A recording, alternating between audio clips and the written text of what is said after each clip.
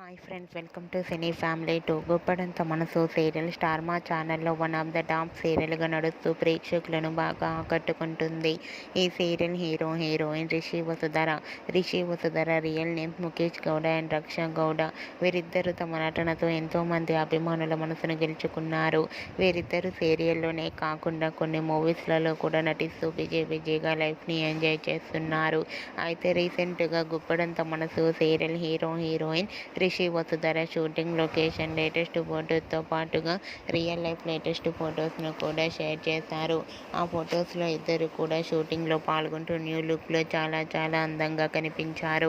ఆ ఫొటోస్ చూసిన వారంతా బ్యూటిఫుల్ అండ్ లవ్లీ కపుల్ అంటూ కామెంట్స్ పెడుతున్నారు.